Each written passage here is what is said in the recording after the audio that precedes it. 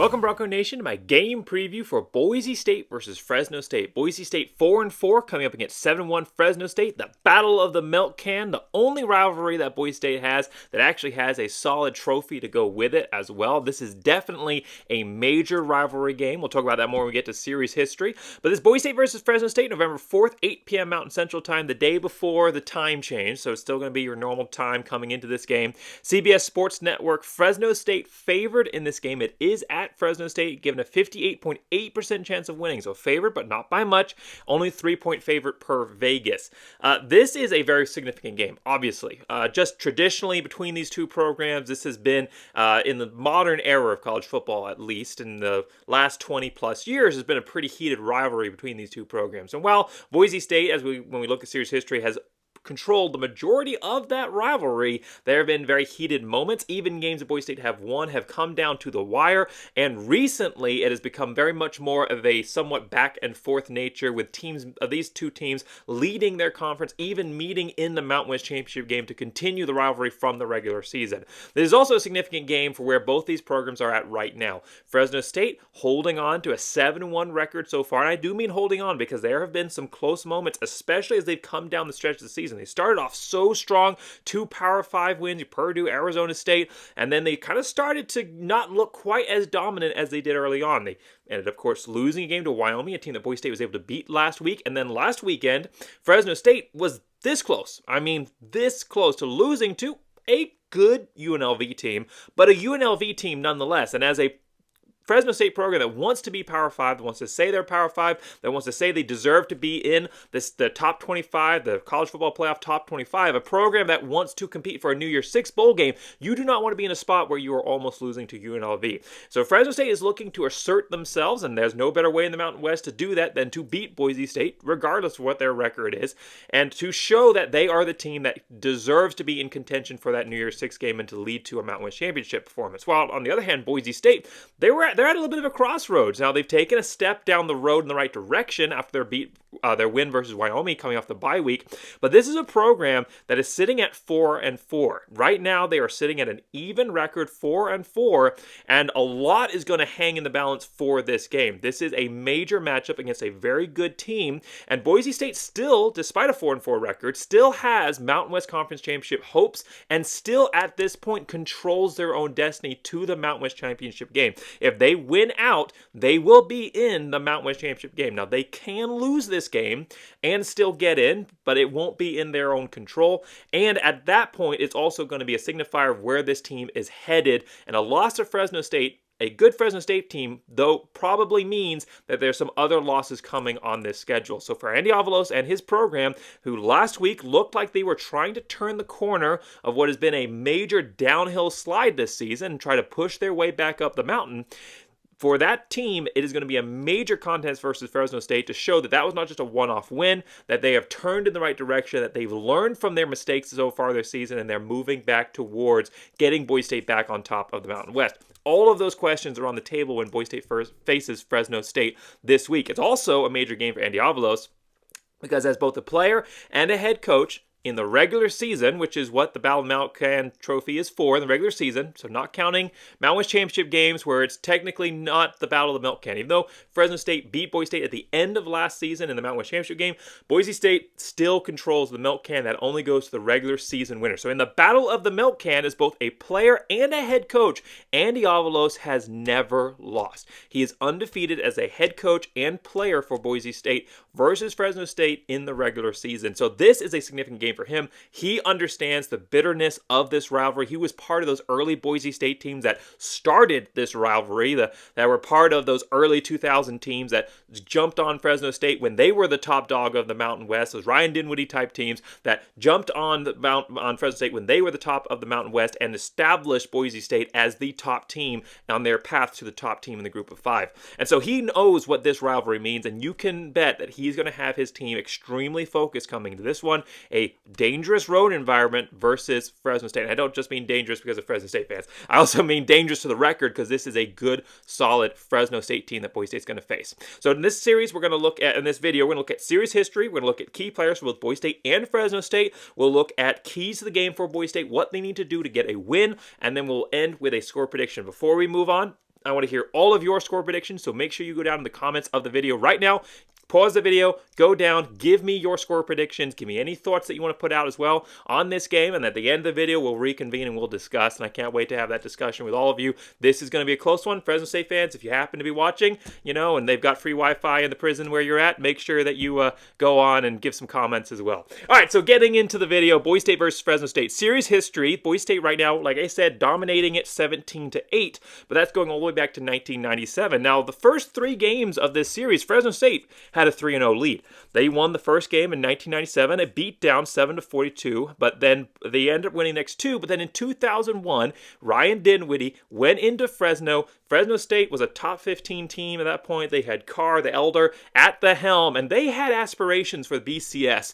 They were wanting to go and play in a major bowl game, and Boise State destroyed their season goals, and that was really the turning point. After that, Boise State won 4 in a row. They ended up losing a game in 2005, then they won another 7 in a row versus Fresno State. That game in 2001 changed the history of both of these programs, put Boise State on a track to becoming an eventual New Year's Six darling, at the time, BCS Bowl darling and future top team in the group of 5. And Fresno State, they never got there. They never got to that high plane. While they maintained themselves as a solid, strong program with some inconsistency here and there, but overall one of the better programs in the Mountain West and one of the better programs in the group of 5, they were clearly surpassed by Boise State. And it all goes back to that 2001 matchup. So Boise State winning that first game in 2001, Fresno State taking a win in 2005, then 7 games for Boise State, and then 2013, Fresno State got a win. It was a hard-fought battle, again, at Fresno State. Fresno State tends to have a little bit of a better chance when Boise has to go play in their road environment on those checkered stadiums.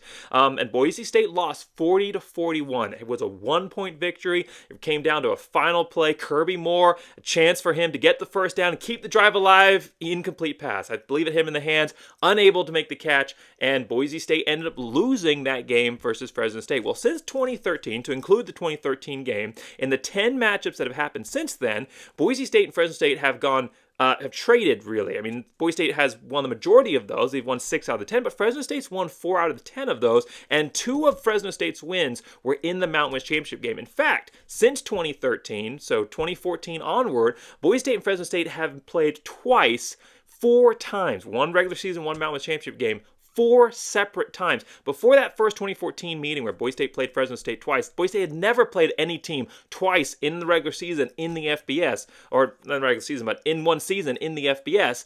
And since that time, they've played Fresno State 4 separate times. They've played them twice, once in the regular season, once in the Mountain West Championship game, and they've traded most of those back and forth. So this is a solid team with a solid history and who recently has quite evened up the rivalry and given themselves a fair shot. If they win this one, they'll have won 5 of the 11 with a chance to tie it up, even it up going forward. So Boise State, Fresno State, this is a very, very important matchup for both programs, like we said, as far as a rivalry and also where both these programs are at right now. Now, part of the reason that both these programs are where they're at right now comes down to our key players, which we'll move into next. So talking about key players for Boise State, looking at number 1 guy is going to be Maddox Madsen, the quarterback for Boise State. Now, he's not the only quarterback for Boise State. As we well know, Taylor Green as well. However, my key player right now is going to be Maddox Madsen. That's because I think the shift has happened. I think the coaches have realized that not just does Maddox Madsen provide a spark, but he is able to operate this system, this offensive system, far more efficiently than Taylor Green. As I've said in other videos, that's not Taylor Green's fault. The offense is not designed for a player like him. He would thrive in a Liberty, Coastal Carolina-esque type offense, more run-heavy, more RPO. But, however, that's not what Boise State's running. They're running more of a traditional balanced attack with a good, solid run game and the deep pass as a strong element, and that is where Maddox Madsen shines. He's 53 of 79, 731 yards passing, 67.1% completion percentage, 6 touchdowns, only 2 interceptions, and you know what? He's not he's not lacking legs. He can get some stuff done in the running game. He's no Taylor Green, but he can definitely get himself involved in the running game. 21 rushes for 65 yards and a touchdown. Of course, sack yardage included there as well. But he's been sacked the same amount of time as Taylor Green. He has been sacked 4 times, the same amount of time as Taylor Green has, who has also been sacked 4 times. So it's not like him being back there in the pocket is causing more sacks. He's getting sacked the same amount of time as Taylor Green is overall. So Maddox Madsen is a player that brings a special spark to this program just because of who he is, but he's also a player that fits into the system. And we get to our keys to the game, I'll explain why he's my number one key player for Boise State. But I definitely think we've started to see the rise of Maddox Madsen in this offense, and what he was able to do last week versus Wyoming cannot be ignored. Now, number 2 key player for me, you might think I was going to say Ashton Jeanty, but with his status uncertain right now, he looked like he was okay. He got taken out of the game versus Wyoming early on. He didn't play very much. He still put up, I think, like 60-something rushing yards in the 6 or 7 carries he had. But taken out of the game early due to a lower body injury, and it looked like an abundance of caution. Boise State realized they had George Holani. That's one luxury you have when you have 2 running backs like that. They had George Holani. They didn't need to risk further injury, and they had this major game coming up the next week. So my best bet, and I'm not basing this on any knowledge I have of the injury situation post-game, but my best bet is that he's okay, that he'll be able to play, and that they were saving him for this one with the knowledge that they had George Holani, that he was 100%, and they had a deep bench of running backs behind him who they could supplement, and Boise State was going to be just fine. Obviously ended up winning that game handily without Ashton Jeanty. So I do believe Ashton Jeanty will play in this game, but George Holani for me is going to be the key running player for Boise State in this one. First off, his status is known. He's going to be good. He's good to go. He's also got a whole season to make up for. And on top of that, this is a rivalry game, and he understands the importance of this rivalry game. He's going to be coming to this game with a full head of steam.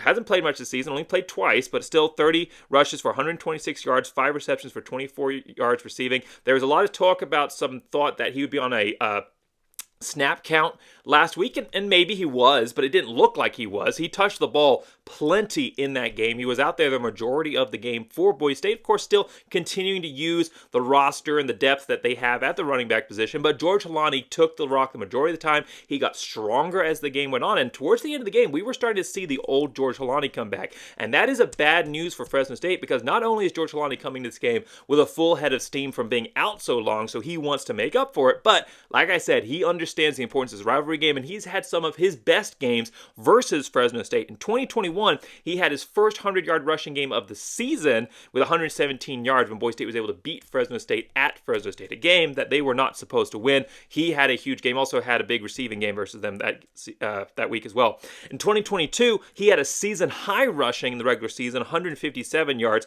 and while I didn't put up a ton of yards in the Mountain West Championship game, he was still averaging over 5 yards a carry, 5.7 yards per carry clip, only 74 rushing yards, but he was getting it done when he touched the ball. And like I talked about in that review video, I think a big reason why Boise State ended up losing that game is they went away from the rush focus and giving Holani the ball. So a big key to getting this game won is going to be giving George Holani the opportunity to tote the rock. Also Ashton Jeanty as well, if he's healthy and able to come back into this one. Finding a way to get those guys in. And if Ashton Jeanty is 100% ready to go, he's got to be your number one guy. He's got to be your starter. And I think that he's got to get the majority of your carries. But the carries that George Holani gets, he is going to have a major impact with those. And just his presence on the team. There's something different about having a veteran when it comes to a rivalry game. The veterans know what that series is about. They know what this matchup means. And they have waited a long time to come back and be able to make their stamp on this matchup, and that's what rivalry games are all about. And so George Holani, whether he is making that impact on the field or on the sideline as a veteran,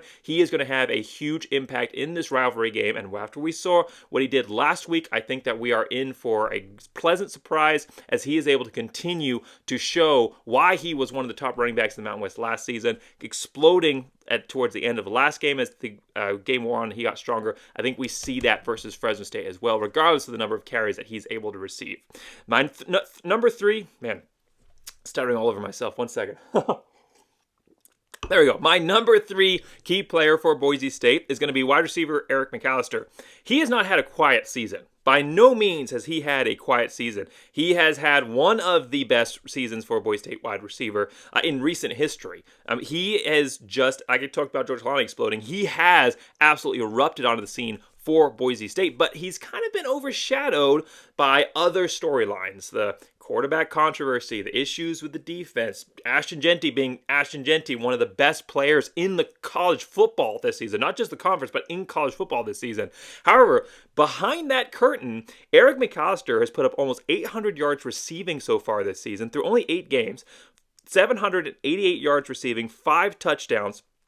He has the second most receiving yards in the Mountain West, only down 2 yards to Horton from Colorado State, who has 790 yards. So he's only 2 yards away from having the most receiving yards in the Mountain West, and he is 11th overall in the country for most receiving yards this season. Again, only 2 yards back from 10th overall in the country for most receiving yards this season. Eric McAllister is going to make an impact on this game. It's going to be up to Fresno State to stop that impact, but regardless of who's out there at quarterback, it's shown it doesn't matter with Eric McAllister. He will catch balls from either guy. He doesn't care. Quarterback controversy doesn't impact him. He's still going to go out there and have a massive game. And last week, with Maddox Madsen taking a majority of those reps, he put up 160 yards receiving. So this is going to be a player that is going to be a game-changing difference maker for Boise State. And if they're able to win this game, it's going to be because Eric McAllister came out and had a huge game as that receiving threat for the Boise State Broncos. Now, there's two teams in this matchup, and Fresno State is on a clip here to have one of their best seasons in recent history at 7-1, and a big part of that comes to their transfer quarterback from UCF, Mikey Keeney. 1,948 yards passing already, so almost 2,000 plus yards passing this season. 19 touchdowns, 6 interceptions, we'll talk about that in a second, and only negative 128 yards rushing. He has a long of 4 yards rushing this season. So clearly a pocket passing quarterback. This is not a guy that's a typical dual threat player. And that's part of the reason I think he ended up leaving UCF, because their system is built for those dual threat type guys. As we can see with their quarterback they have right now, had a good game versus Boise State. But Mikey Keeney is a guy who can get it done, and he fits well into Jeff Tedford's offense here. This is a player who is able to take over games. And when Fresno State was early in their season having those massive wins, a big part of that was because of Mikey Keeney. However, he's also a player, because he doesn't have that running ability, and Fresno State doesn't really have running ability this season anyway. That's something we'll talk about here in a second. The game is all on his shoulders, and if Mikey Keeney has an off game, Fresno State struggles. He only has 6 interceptions, but 4 of those picks have come in the last 3 games. He had 2 picks last week versus UNLV. I was going to say UTEP. That's not right. He had 2 picks last week versus UNLV. And that was a big part of the reason why the Rebels were able to stay in it so long and almost win that game. So Boise State, if they can get Mikey Keeney off balance, if they can start racking up those interceptions, Boise State's going to have a solid chance of coming in and winning this game. So Mikey Keeney, a big key for Boise State, and I'm kind of getting ahead of myself here, but a big key for Boise State is going to be having him off balance and off rhythm, because he is a major player for Fresno State. How he goes, the team overall will go. Now, it's not just him out there, because he has some wide receiver threats that have allowed him to have this great season. But it is passing, offense-wise, it is pretty much just him out there, because there's really no rushing threat for Fresno State. But wide receiver-wise, he's got some help that is being able to allow him to have this great season for Fresno State so far. 2 wide receivers who are both tied on the season for reception. So both these guys are his number 1 target together. Eric Brooks, 5'7", 171 pounds, so little guy. Shane Williams Rhodes was shorter than that, but in that stature frame. 41 receptions, 565 yards receiving, 5 touchdowns. Second receiver, Jalen Moss here, who's a freshman, 6'1", 168 pounds, so a little bit taller, but neither of these guys giants by any means. 41 receptions for 489 yards and 4 touchdowns. Together, those 2 guys make up over half the passing yards for Fresno State this season. So between those 3, that's pretty much Fresno State's offense. If they can find a way to get Mikey Keeney off balance, and if Boise State's secondary can shut down these 2 receivers, it's going to be a tough, long day for Fresno State. However, it's not just one receiver threat like Boise State, where you only got to shut down Eric McAllister. You got to find a way to shut down both these guys, and you can't double team 2 guys. So Boise State's going to have to find a way to look at the defense, to put Mikey Keeney off balance, and to match their best players with whoever they think the ball's going to that series, because Mikey Keeney can get the ball to either of these guys, and he's done it equally throughout the season. Now, keys the game for Boise State, and I kind of jumped ahead a little bit already, but we'll wind this back to the key number 1. Key number 1 is Maddox Madsen's magical moment. I just had to do the alliteration. I'm sorry. I apologize. That's deeply unprofessional, but I said, I got to jump on it here. This is a great opportunity. Maddox Madsen's magical moment, and there's some seriousness to this as well. The 2 quarterback system, Boise State continues to expound about the the great two-quarterback system they have running. It's not working. However, you know what is working and what worked last week was Maddox Madsen being on the field. Now Andy Avalos keeps pointing to the stats. He loves pointing to the analytics. Well, if you're looking at the analytics should tell you that on 4 of your 5 scoring drives last week, Maddox Madsen was out there for a majority of the time. 3 out of those 4, he was out there for almost the entire time. And Taylor Green, used in a positional role, was able to score a touchdown in the red zone, put in the right position, coming in as a backup off the bench to Maddox Madsen's starting role there in the second half. So that's what the analytics should tell you. The analytics should tell you the two-quarterback system isn't working. However, what is working is Maddox Madsen. He simply works in this offense. He's a great player. You can't just have an offensive system that works for you. You also actually have to be a player that can fill into that offense and be a great player, and he is a great player. Despite his stature, he plays giant steps ahead of physically where he is. But beyond all of that, this is an offense that is built for Maddox Madsen. It just is. This is a pocket passing quarterback offense, and Maddox Madsen fits that mold perfectly with the ability, if things break down, to go out and be creative with his legs. Maddox Madsen, you started seeing Boise State move in his direction towards the end of the Colorado State game. They realized what they were doing was not working, and they started shifting to him late. Now, it was too late in the game for Maddox Madsen to develop rhythm. However, last week versus Wyoming, Boise State's only up versus Wyoming 15-7 there at the end of the half. And coming into the last drive, Boise State is only up 8-7. And they have not done anything super creative and explosive besides the very first drive, which was the scripted drive with Taylor Green. So Boise State goes to Maddox Madsen after the third drive. They give the ball to Maddox Madsen. They're still doing kind of an awkward quarterback shuffle, but he's clearly the guy that's out there for the majority of the drive. They go down, they're able to score. Now, coming to the second half, they say Maddox Madsen's the guy. He keeps the ball for almost every single drive throughout the rest of the game. Now, they put in Taylor Green situationally. They had him in for fourth down and short conversions there at the end of the second half. And they had him in for a goal line approach there in the first drive of the second half, which was brilliant. That's what he does well. Give him an opportunity to use his legs in a goal line situation, open up, spread the defense out. That's where he's going to shine. And he was given that opportunity. He played great. But besides that, for almost every other snap, it was Maddox Madsen's team. Whether it was short or long, Maddox Madsen's team throughout the rest of the half. And I think while Boise State still does not have the guts to actually name a starting quarterback, they are recognizing that Maddox Madsen's the guy that gets this offense moving. He just is. Now, I still think because they don't have the guts to name a starting quarterback, Taylor Green is probably the guy you're going to see trot out there to start. And they're going to give him a shot. Basically, what they're doing with Taylor Green is they're saying, all right, we still have faith in you. Go out and play. We're not going to shift the offense to your strengths, but go out there and if you have a great drive, and then we're going to give you another one. And if you keep it going, we're going to keep going with you. But at the back of their minds, they're thinking about Maddox Madsen. That's who they want to go out because they know the offense will work with Maddox Madsen. They're hoping the offense will work with Taylor Green, and they're really, really praying that he comes out and he's just able to keep it all together and have some great drives back to back. But they know once that's failed that Maddox Madsen is going to be the one that trots out on the field, and they know that they're going to be able to get stuff done with him out there. So I do expect Taylor Green to come out. I expect him, because this offense is not built to his strengths, to maybe have a couple of good drives, and eventually you're going to see Maddox Madsen come out for the majority of this game. And that is going to be a major key to Boise State winning, is how quickly they shift to Maddox Madsen when Taylor Green starts to falter, how they work that rotation to allow Maddox Madsen to develop chemistry, because if he is given the chance to have a nice, smooth run in this game in the first half, to get a lot of nice reps in, he is going to take over in the second half of this game. So giving him that opportunity to have that magical moment, to have that welcome to the stage, I'm officially here, the offense is mine, giving him that opportunity sooner than later in this game is going to be important to Boise State having the chance to actually go out there and win it, because the two quarterback system is not working, but Maddox Madsen is. So giving Maddox Madsen a chance earlier on to take the reins and move smoothly into the rest of the game is going to play dividends in the second half. Key number 2, blitz, blitz, blitz. Boise State had so much success last week defensively because they finally brought pressure.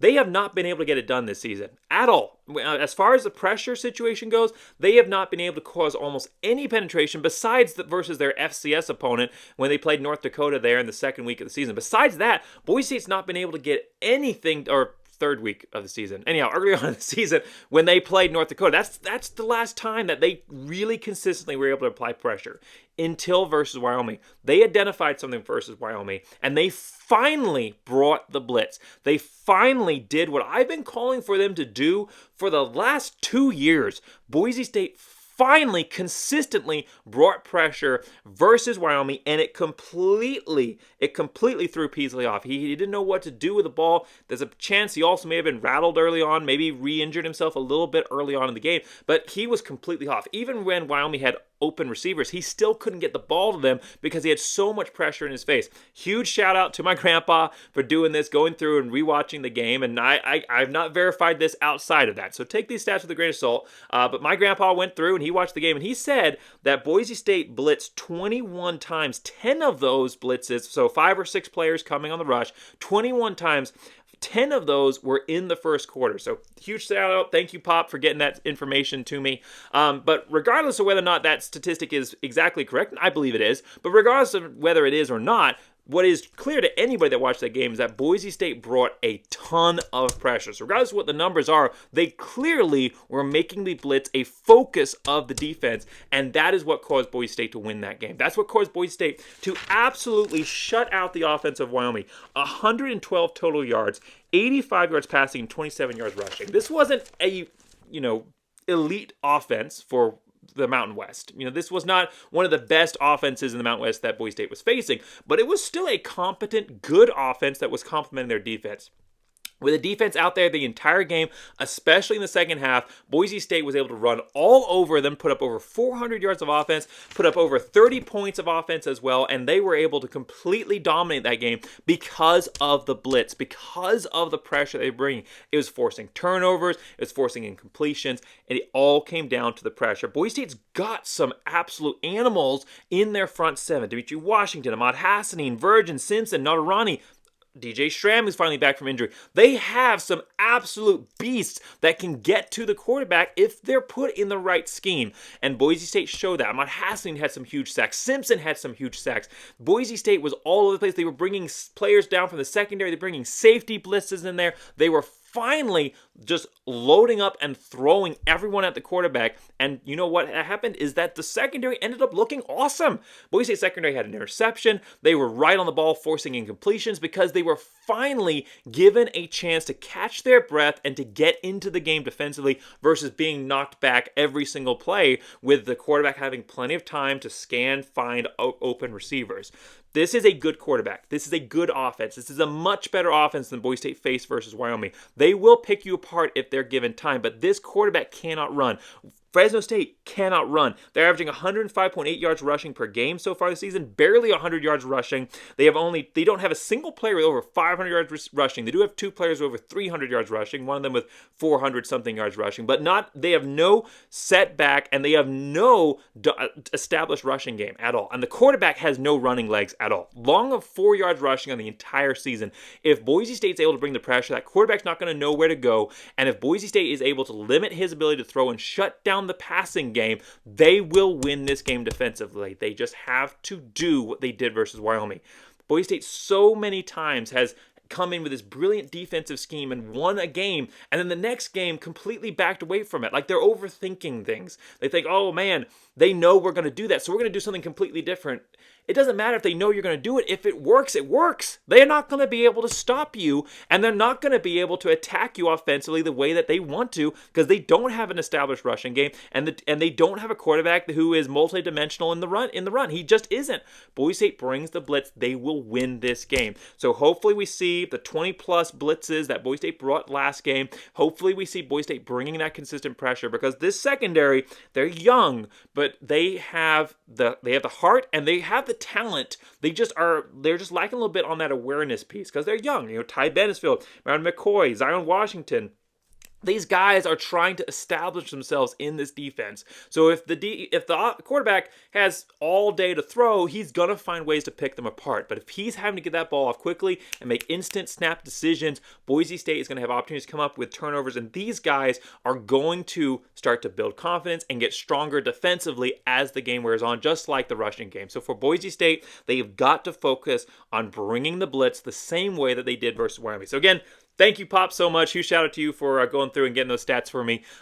And big focus for Boise State coming into this game with the right defensive mentality to force pressure on the quarterback. Third key of the game here, and then we'll look at the score prediction. Special teams needs to pull itself together. I'm not going to go super in-depth on this one because, honestly, I'm not a special teams coach. I don't know what Boise State needs to do to fix all the issues, but the special teams as a whole is a massive issue. You have the best kicker and punter to ever be on a team together in Boise State history. Boise State has a punter right now that looks like he's going to break the season record for most highest average overall punts in the season, and they have a kicker who's a couple of kicks away from breaking the school record on most field goals made ever in school history. Boise State has Jonah Dalmas and James Ferguson Reynolds are two of the most incredible special teams players I've ever seen come to a Boise State program, and they're on the team together, and that is absolutely mind-blowing. Incredible job of recruiting to bring both these guys to the team at the same time. However, what has been an issue for Boise State is the return game. They haven't really had one. They finally had a 14-yard punt return last week, but that's really it. That's the longest punt return and really one of the only punt returns they've had, and they still muffed a punt return. So it wasn't a perfect performance returning the game with ball last week. At different times this season, they've struggled with coverage, allowing long kick returns. The snapping has been an issue. Snapping and holding has been an issue for Boise State. They've had a field goal blocked because the blocking wasn't set up. They missed a field goal last week because the snap was bad. It's just, there's been so many issues throughout the entire special teams unit as a whole. And it just doesn't make sense when you have two solid guys that you know you can rely on. They are not the problem. You have two incredible players that usually those are the guys that the question marks are around. Those are the guys that, the special teams overall is okay, but, maybe you have a question mark at one of those positions. You don't. Both of those players are two of the best players on the team, two of the best special teams performers in the Mountain West in college football for, period. And yet, overall, the special teams is struggling, and Boise State has got to figure it out because against a team like Fresno State, they will make you pay. Boise State paid last week on a muff punt. Wyoming was able to put a touchdown in. It was their only score of the game. But again, because Wyoming's offense is not elite and Boise State's defense did the right things, Boise State, it didn't end up hurting them in the long run. Versus a team like Fresno State where points are going to be, the points are going to be hard to come by, and the overall margin of error is going to be razor thin. You have got to make sure that the little things, the special teams, makes such a huge impact in a game, are locked up, that you are not hurting yourself and giving Fresno State opportunities. Because the last thing you want to do to a Fresno State team at home, a team that is better than you, 7-1 on the season, favored against you, has all the confidence in the world, the last thing you want to do is give them more confidence by hurting yourself on special teams or giving them a huge momentum swing. The biggest momentum swings in football usually happen in special teams, and Boise State cannot allow that to happen this game. So key number one, Maddox Madsen, he's got to be the guy that takes you to this win. Key number two, bring that blitz. And key number three is special teams has got to pull it together and work something out so that they, at the very least, are not hurting the team. It'd be great if overall they could just be an asset in those little things. Obviously kicking and punting is, but overall it'd be great if the other units could be just an asset to the program, but at the very least they've got to stop hurting the team, and that will go a long way to giving Boise State a chance to win this game. So does Boise State have a chance to win this game? Well, obviously I think they do. They, anytime that you have a rivalry game, you're going to have a chance for one of the teams, even if they coming in have a worse record, to win. And especially when it's a team like Boise State. It's Boise State. This is not this is like Nevada versus San Diego State or something like, or Nevada versus Fresno State, where you've got a bad Nevada team, but they could still beat Fresno State. This is not a situation like that. This is a good team, a good roster that I believe so far has been miscoached. And I still believe that. I called for a head coaching change after Memphis. Now, while I was given hope versus Wyoming, I still haven't seen anything so far to say that what we saw so far this season, the entire season as a whole, I haven't seen anything to say that there still doesn't need to be a coaching change. I am excited about the positive trend and the changes this program made versus Wyoming, and I'm hoping that that is establishing a different track for the future, and at some point we can say all right, Andy Avalos, he's the guy, and he turned everything around, and he stopped doing all the things that were causing Boise State to lose games, and he's fixed all the issues, so now we don't need a coaching change. But that's not where Boise State is right now. They're still not showing that they know how to manage their personnel correctly, with the running back situation last week where they were just basically mixing in both running backs 50-50 and not getting the best impact from both of them until Ashton Jeanty got hurt and they had to go with one running back with George Halani. They're still going with the two quarterback system. They're still not showing what the number one thing a coach is supposed to do, which is have the guts to name a starter. I mean, that's like 101. When you talk about a head coach's job, his entire role overall is to designate the starter, and he's not being able to do that right now. There's still a lot of negatives on this team, but there are now actual positives that have crept into the program since the win versus Wyoming. Can Boise State turn things around? Can they show that that wasn't a one-off fluke? Can they show that they can be consistent? Because that's the one thing that these Andy Avalos coach teams have not been consistent. They have been incredibly inconsistent throughout his time. They'll go out and they'll beat BYU. They'll go out and they'll beat Fresno State. And then they'll also go out and lose games that they shouldn't, close games or big games. They'll go out and lose to San Diego State. Then, at the end of the season, they'll lose to UCF in a 1-point loss. They'll lose to Colorado State. They'll lose games that they shouldn't win. That they shouldn't lose, and they'll win games that they shouldn't win as well. And I mean, it goes both ways, but there's just no consistency. This is a game that they shouldn't win. This is like 2021. Boise State went in to play Fresno State. They weren't supposed to win that game. They won the game, and in a big way. This feels similar. This definitely feels similar. Fresno State is favored. They're a good Fresno State team. It's a Boise State team that's underperforming. Can Boise State go in and again flip the script? Andy Avalos, if he's going to coach a great game, if there's going to be one game that he puts it all on the line for, it's going to be the Fresno State game. He knows how important this matchup is, and he knows the importance of this rivalry. But on the other hand, you have a Fresno State team that is a great team. Are they vulnerable? Yes.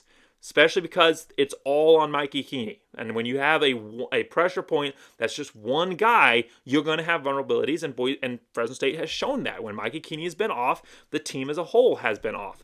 So they're definitely vulnerable, but they're still a great team.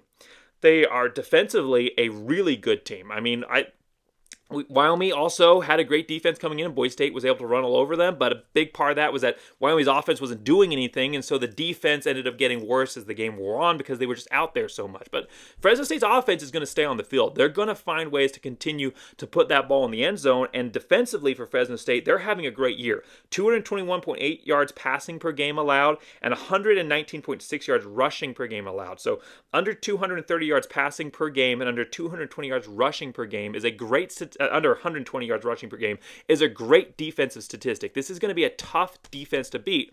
And my biggest concern is that Boise State's going to try and go, again, with Taylor Green early on, and they're not going to make the switch to Maddox Madsen soon enough. Maddox Madsen is going to come in, have that opportunity to win the game like he always does, but he's not going to have enough time to get the win. I also worry that Boise State isn't going to do the things that they need to do to win this game.